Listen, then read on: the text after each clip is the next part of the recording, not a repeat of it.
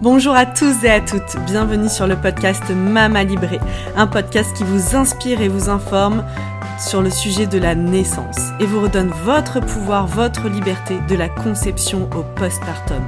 On parlera ici de naissance physiologique, d'allaitement, de conception, de préconception, de préparation à la naissance et bien sûr de postpartum.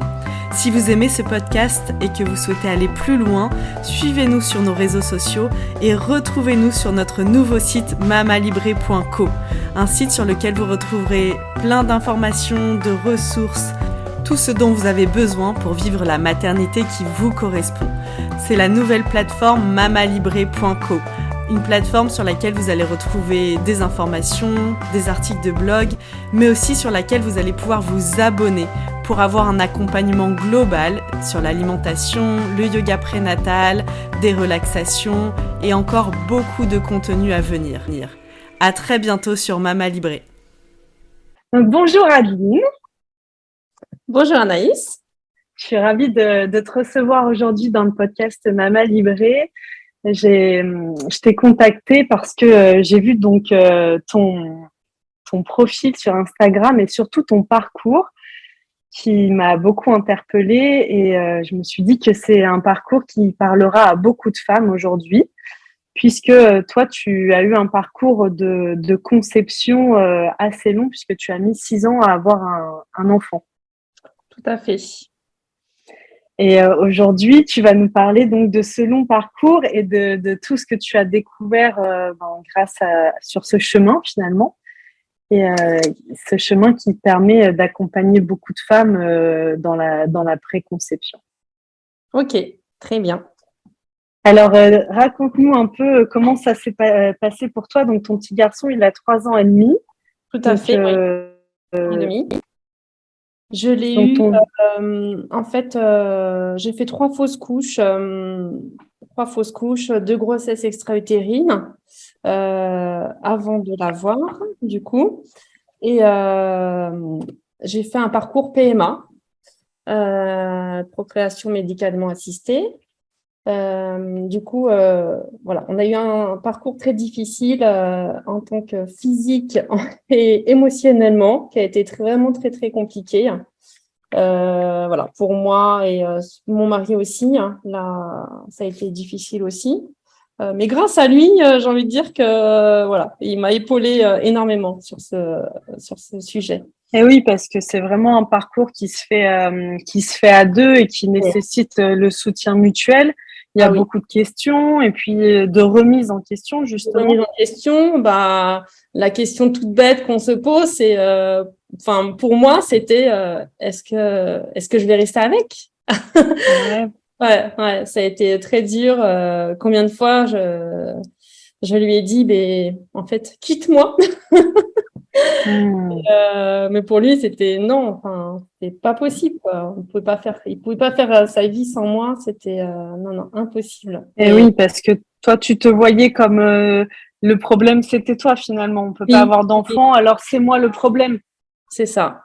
Pour moi, c'était moi le problème. Voilà, j'ai une réserve ovarienne qui est faible, et du coup, c'est la FSH, voilà. L'hormone de la ménopause qui était élevée. Du coup, voilà, c'est pour ça que j'ai fait 3 fausses couches. Ça tenait pas, en fait. J'avais une mauvaise qualité ovocytaire. Donc, merci à la médecine. Et, bien sûr. Merci à la médecine pour ça. Et aussi, merci à la médecine alternative qui m'a ouvert l'esprit. Grâce à tout ça, j'y suis arrivée. En fait, oui, il y a aussi grâce à la conjugaison des deux, comme on le disait avant l'enregistrement de cet épisode, dans notre échange, c'est vraiment de prendre en considération aujourd'hui tout l'aspect aussi émotionnel, on n'est pas dans la médecine, la médecine conventionnelle aujourd'hui. Il y a le côté médical, santé, qui est hyper important et dont on a besoin. Mais il y a comme une partie de nous qui n'est pas prise en considération et qui est aussi nécessaire et importante dans la conception d'un enfant. Tout à fait. Je me suis fait aider, accompagner. Merci à toutes ces personnes, parce que vraiment, sans elles, je n'en serais pas là. Voilà, j'ai fait de la kinésiologie, énormément, beaucoup. Grâce à cette personne, j'ai envie de dire, ça m'a aidé, ça m'a vraiment aidé pour avancer en fait et me comprendre à moi. J'ai fait du développement personnel également aussi. Voilà, ça m'a vraiment pour pouvoir m'aider en fait à avancer parce que ce processus, le médical, c'est très bien, mais émotionnellement, c'est très difficile, vraiment. Et ouais, est-ce que tu serais d'accord pour nous partager un peu et partager à nos auditeurs et nos auditrices, puisque moi, par exemple, je connais par ma profession, par la naturopathie, les femmes que je reçois, le parcours médicalement assisté, mais pour quelqu'un qui, on a entendu parler, mais ne sait pas du tout ce que c'est quoi les processus, dans quoi on rentre, tu vois, ça fait un peu, on rentre dans quelque chose de... Je peux raconter, je ne vais pas vous raconter des détails parce que c'est très long, hein, mais je peux vous donner une idée de ce que ça peut engendrer en fait comme examen, comme parcours, quoi. Donc, Oui, déjà, à partir de quel moment, toi, dans ton parcours avec ton compagnon, vous vous êtes dit, on est prêt ou d'accord, ou à quel moment on vous a proposé ce parcours médicalement assisté? alors en fait, déjà au bout d'un an, je suis tombée enceinte. On venait de se marier en fait, et au bout d'un an, je tombe enceinte. Donc j'étais dans la joie, l'excitation. On va avoir un bébé, trop content. Et puis au bout d'un mois et demi, là, nous étions en vacances en plus. Du coup, là, je fais une fausse couche. Donc dramatique. En fait, on nous prévient pas de ce que ça peut être. Donc, on ne sait pas ce qui se passe. On se dit, mais pourquoi je perds du sang, quoi. Enfin, et là, aux urgences, on me dit, en fait, vous êtes en train de faire une fausse couche. Ok, très bien. Donc, merci, au revoir. Et débrouillez-vous avec ça. C'est ça. Donc, là, c'était très difficile. Du coup, j'ai énormément pleuré. Voilà, on se dit, qu'est-ce qui se passe? Du coup, je consulte ma gynéco à mon retour de vacances. Et là, qui me dit, faut laisser la nature faire. Ok, ça faisait déjà un an qu'on avait essayé. J'ai fait une fausse couche. Elle me dit, faut laisser la nature. Enfin, je veux bien comprendre. J'avais quand même quasiment 30 ans. Enfin, et là, du coup, c'est moi qui ai pris les devants. À l'époque, en plus, j'habitais à Paris. On déménageait dans le sud et là, j'avais contacté un gynéco sur Paris qui est connu justement en plus dans l'infertilité et qui m'a envoyé sur Toulouse à une gynéco spécialiste en infertilité et c'est grâce à elle que j'en suis là.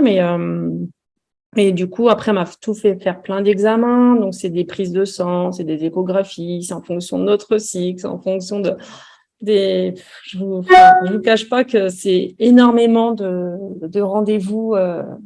Alors, ça prend du temps. Moi, en plus, à l'époque, je travaillais beaucoup. C'était difficile à gérer.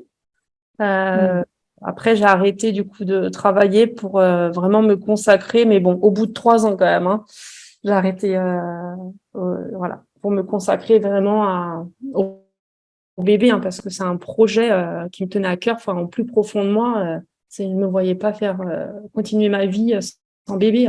Donc, du coup, voilà, plein d'examens. Donc, et puis là, elle me dit, il va falloir faire une FIV. J'avais fait déjà 5 inséminations qui n'avaient pas fonctionné. Du coup, elle me dit, on va partir sur une FIV. Donc là, en plus, mon dossier passe en commission sur Toulouse et là, j'ai un appel pour me dire, non, finalement, votre dossier est refusé. Donc, c'est difficile à entendre parce que on se dit que c'est sur dossier. Donc, et pourquoi refuser? C'est quoi les critères d'admission? Les critères, c'est que vu que j'ai une réserve ovarienne qui est faible, et ça, en fait, ça leur baissait leur stat. Donc, voilà. Voilà. C'est un peu difficile à entendre. Donc, voilà, c'est ma gynéco de Toulouse qui m'avait informé de ça. Et elle m'avait dit, ne vous inquiétez pas, je vais vous envoyer ailleurs. Et du coup, elle m'a laissé le choix entre Montpellier et Bordeaux. Elle m'a dit, à Bordeaux, je connais très bien la gynéco. Donc, j'ai dit, OK, je réfléchis même pas, en fait, j'y vais. Donc, Donc, pour faire une FIV, mais dans une autre ville. Oui, donc OK. j'habitais à côté de Toulouse, donc là, faut que je parte à Bordeaux quand même. C'est quand même un sacré parcours. Ça veut dire que c'est pas vraiment là ce qui est pris en considération, c'est même pas la faisabilité ou l'état de santé de la patiente, Oui, puisque on vous dit non, à tous les deux, on vous dit non, vous allez pas, toi tu vas pas recevoir Adeline de FIV à Toulouse, par contre à Montpellier, à Bordeaux, tu peux. c'est ça, c'est ça. Ok. Ah ouais. Donc, voilà. Donc du coup, je suis partie à Bordeaux, on a fait des allers-retours, des dizaines dizaines, c'est même pas des dizaines, je dirais, ça se compte même plus, tellement qu'on a fait d'allers-retours Toulouse, Bordeaux, hein, juste à préciser, on est à plus de 3 heures. Oh là là. Ok. Donc voilà. Mais j'ai envie de dire que c'est la vie qui m'a donné ce parcours-là parce que j'ai fait une FIV et elle a fonctionné, quoi. Donc voilà. Donc c'est une très bonne clinique, voilà, que je regrette pas du tout d'avoir été là-bas et du personnel compétent et surtout accueillant et humain. Et pour quelqu'un qui ne connaîtrait pas du tout, pourquoi ça nécessite plusieurs allers-retours? Pourquoi il y a plusieurs rendez-vous nécessaires? Déjà, les examens, donc l'échographie, il y a plusieurs types d'échographie à faire en fonction de notre cycle. Donc, il faut y aller à des jours précis. Voilà, il faut être assez libre en fait pour son travail parce que ça peut être compliqué, quelqu'un qui travaille et qui peut pas s'absenter. Donc, c'est vrai que moi, j'ai eu cette chance-là. Je me suis donné cette chance-là à ne pas travailler à cette époque-là. Et du coup, des prises de sang, des échographies, voilà. Et après, du coup, pour la FIV en elle-même, en fait, donc il y a une ponction qui est à faire. Une ponction, donc ça veut dire qu'on vous prend vos ovocytes, en fait. Du coup, et après, on attend l'appel pour nous dire ça sera implanté tel jour, donc pour le transfert. En plus, j'étais censée en mettre 2 embryons. Vu mon âge et je ne suis pas vieille, mais pour avoir vraiment optimiser les chances en fait de fécondité. Et du coup, le jour du transfert, le biologiste me dit en fait, j'ai une bonne et une mauvaise nouvelle. Il y a eu qu'un embryon, mais il est de très très bonne qualité. Ok, bon voilà, j'étais un petit peu dégoûtée parce que je voulais en mettre 2, mais au final, ça a fonctionné du premier coup et c'était le meilleur, quoi. Ah, génial. Et justement, donc une fois que ça a fonctionné et que tu l'as su, après, au niveau de la grossesse, par contre, le déroulement, il est… Alors, il a été difficile pour moi. Ça a été très difficile parce que déjà, j'ai eu le résultat du laboratoire donc au bout de 14 jours. C'est une anecdote ça me restera gravée dans ma mémoire, c'est que j'ai fait la prise de sang et c'était mon mari qui a été chercher le résultat. Et je suis arrivée à la maison et je savais qu'il avait ouvert l'enveloppe, mais il me l'a pas dit. Et je lui dis alors, il m'a dit non, je sais pas. Du coup, j'ai ouvert et j'ai vu que c'était positif et du coup, j'ai dit mais non, mais en fait, ils se sont trompés de personne. J'appelle le labo, il faut que je refasse une prise de sang. Pour moi, j'arrivais pas à croire en fait que ça pouvait être positif. C'était à conscientiser que oui, tu étais vraiment enceinte. Ouais.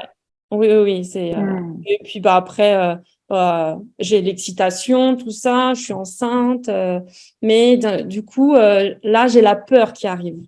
Là, du moment que j'ai eu ce résultat-là, la peur. Combien de temps ça va durer? Est-ce que je vais vraiment aller jusqu'au bout du terme? Plein de questions, je vous en passe parce que je m'en suis tellement posée. Mais c'est vrai que du coup, je me suis fait aider. J'ai dit, je peux pas rester dans cette peur-là. Enfin, faut vraiment qu'on m'aide, quoi, parce que sinon, je vais avoir 9 mois très compliqués. Donc, Oui, bien sûr. le bébé, c'est pas bon. Il le ressent. Il va ressentir toutes mes peurs, mes angoisses. Voilà. Surtout quand on Ouais, est et puis pour toi aussi, ça vient quand même un peu gâcher ce bon moment que tu attendais tant et de vivre pleinement Oui, c'est ça. cet instant-là. Donc, C'est et ça. comment tu t'es Donc, fait accompagner alors pour cette période? du coup, j'ai eu recours à la kinésiologie. Mhm. Qui m'avait aidée pour quand j'avais eu des problèmes pour avoir mon fils. Donc, elle m'avait déjà aidée auparavant, donc elle connaissait tout mon parcours. Donc, et là, elle m'a suivie pendant toute ma grossesse. Ça m'a vraiment aidée. Donc, après, j'ai fait Est-ce beaucoup de... que, Oui, pardon. excuse-moi, est-ce que tu étais d'accord pour nous évoquer, si tu en as le souvenir et tu as en tête quelques exemples, par exemple, de problématiques que tu as soulevées, que tu es allé régler grâce à la kinésiologie? Oui, oui, oui, c'est avec plaisir. Du coup, c'est de la peur. Euh, Hmm. de Et la c'était peur lié à quoi, par exemple, dans ton à histoire de vie à toi? l'enfance. C'était lié à Ok. l'enfance. J'ai eu des souvenirs qui étaient liés à quand j'étais petite, beaucoup de peur. J'ai eu beaucoup de peur. J'avais souvent peur de quelque chose, de ce qui allait se passer. Si je faisais ça, est-ce que j'allais le faire bien? Enfin, voilà, c'est Hmm. petite, c'est vrai que j'avais énormément peur. Donc, c'est vrai que ça m'a beaucoup aidé en fait à aller chercher ce qui pouvait se passer et je voulais pas redonner la même chose à mon fils. Ouais, bien sûr. Là, ce dont on parle, c'est vraiment cette notion aussi de transgénérationnel, de ce qu'on Oui, transmet à nos enfants, de ce qu'on nous a transmis. Probablement que dans les peurs que tu es allé justement guérir grâce à cet outil qui est la kinésiologie, il y avait beaucoup de peurs qui étaient liées peut-être à tes parents, à ce qu'on t'a oui, transmis, à l'environnement dans lequel tu as grandi, au bien sûr. contexte familial. Oui, et c'était lié aussi surtout avec l'école en fait. Ah, ok. Ouais, l'école ressortait à chaque fois à plusieurs âges différents, mais c'est vrai que l'école, ouais, Dans c'était. cette notion de ne pas faire suffisamment bien. Oui, c'est ça, Ok. c'est ça. Donc la grossesse pour toi, c'était une nouvelle fois comme quelque chose à qu'il fallait réussir ou je sais pas et Oui, potentiellement il pouvait y avoir un échec ou. c'est ça. J'étais très perfectionniste et du coup, si je faisais pas bien, c'était un échec pour moi, même si Hmm. je faisais de mon mieux, mais c'était un échec. Donc c'est vrai que ça a fait ressortir des choses de l'enfance. Ouais, souvent on en parle de plus en plus de cet aspect. On parle de transparence psychique pour les mamans quand on est Oui. enceinte, Mm. qui a comme que la barrière entre le conscient et le subconscient serait presque devient quasiment invisible au moment de la grossesse et Complètement. que on revit on peut aller jusqu'à revivre sa propre période embryonnaire quand on était soi-même dans le ventre de sa maman, sa Ouais. propre naissance au moment de la naissance. Enfin, et je trouve que c'est quelque chose aussi que l'on vit quand on devient parent, quand on devient maman. Mm. Moi, je l'ai vraiment expérimenté. Je me souviens, par exemple, aux 6 mois de mon fils, d'avoir vécu une période assez compliquée. Et en discutant avec ma mère sur, voilà, mes 6 mois, où est-ce qu'on était, on habitait, comment ça se passait pour elle, de me rendre compte que elle vivait, ça avait été une période très, très compliquée dans sa vie. Et oui, tu vois, ça fait Et que ressortir. moi, dans la mienne, à ce moment-là, tout allait bien avec mon fils, mais pour autant, je me sentais très, très mal. Et oui. Donc, il y a tout ça et Ah ouais, c'est non, vraiment cet ouais, aspect de. Oui, devenir parent, c'est un vrai travail. Ça peut être ah un oui, vrai oui, oui, chemin c'est ça. Moi, il me tardait que d'évolution. c'était d'accoucher en fait. Ah oui, ok. Ah oui, ouais, Hmm. trop de la peur de qu'il arrive quelque chose et du coup, il me tardait d'accoucher. Et le truc, c'est qu'en plus, je me suis fait déclencher quoi. Donc, il voulait vraiment pas sortir. Il était bien. Si toi, Oui, t'étais inconfortable, lui était bien. lui, par contre, il était bien, ouais. Ok. Et donc aujourd'hui, toi, Adeline, t'es coach en fertilité. Oui, tout à fait. Donc, en plus de faire tu fais des massages. Donc, moi, je connaissais pas forcément ce type de massage, mais je les trouve vraiment intéressants. Ça s'appelle le massage fertilité, c'est bien ça? Oui. Massage énergétique, fertilité, préconception, tout à fait.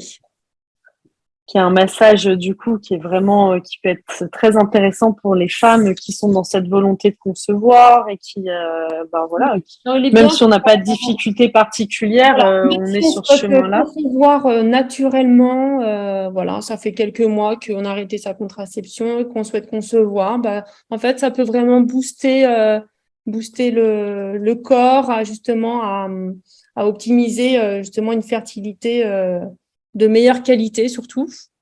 Voilà, parce que je travaille donc moi personnellement, je travaille avec des huiles végétales et des huiles essentielles aussi au niveau du ventre et des pieds, parce que je fais aussi dans ce massage-là, il y a de la réflexologie plantaire. Donc, ça reste un massage relaxant, mais énergétique surtout. Et aussi, il y a de l'acupression. Donc il y a une forme de drainage aussi de l'organisme qui doit s'effectuer pour Tout à fait, oui. Ça reste un massage. justement. Donc, voilà. Mais il faut compter 2 heures de rendez-vous, en fait, minimum. Hein. C'est assez, Ok. voilà, c'est Toi, tu vraiment... as un cabinet sur Albi, c'est bien Oui, ça? j'ai un J'ai cabinet bien sur compris. Paris, tout à fait, C'est à à côté côté de de Toulouse. Voilà. Et donc, tu as fait cette formation aussi de coach en fertilité où tu accompagnes les mamans, mais Oui, aussi les couples tout à fait. qui sont dans ce désir d'avoir un enfant et pourquoi pas une fois qu'ils sont en parcours PMA ou Vraiment les aider à lever des blocages, à comprendre ce qui se passe en tant qu'émotionnel surtout, parce que l'émotionnel, Mhm. on rend compte, enfin, c'est à 300%, quoi.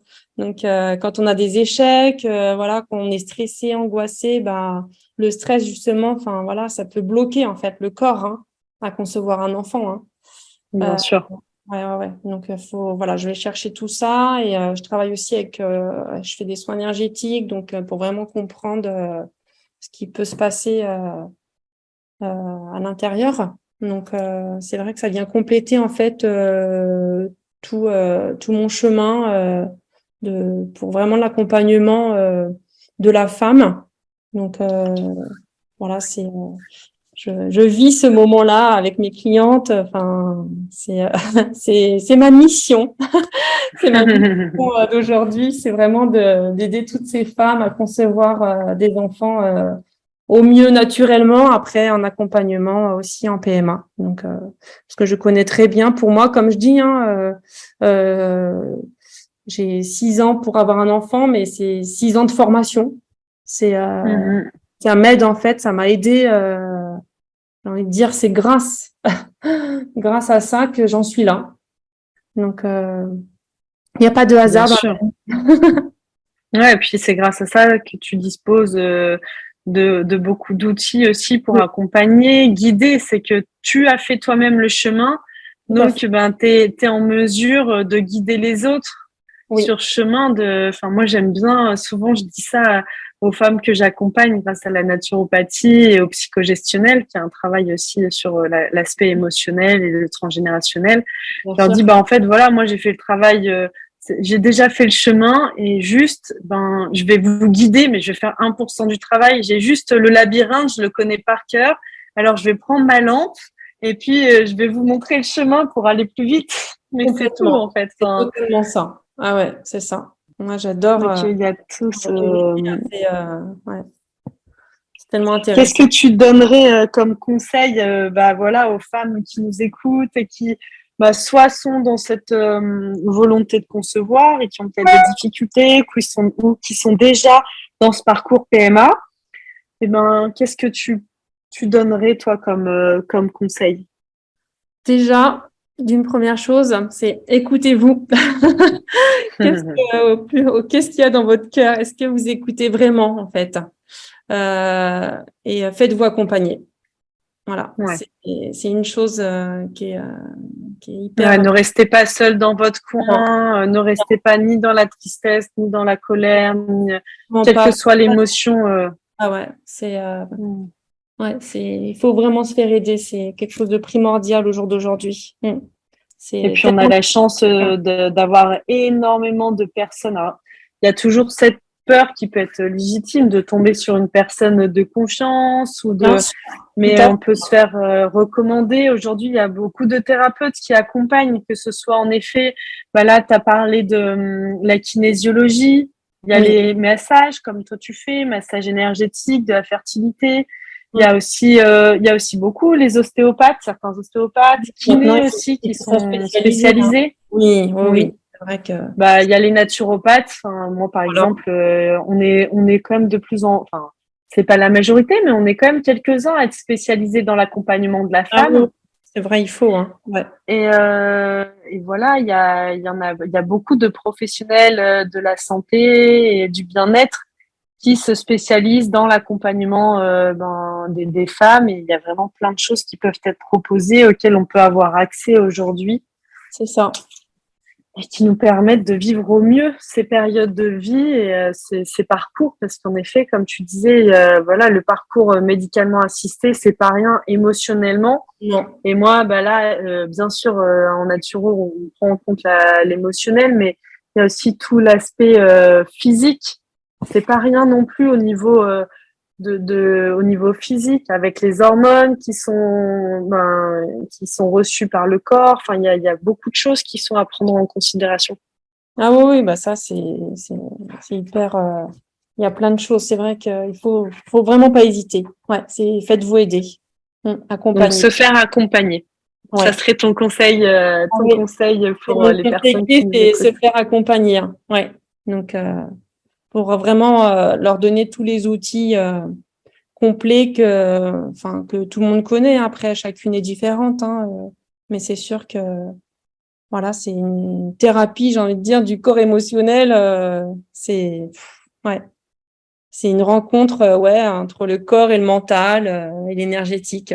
Donc un aspect, comme on dit, le côté holistique, quoi, vraiment global. C'est ça. Un accompagnement global. Oui.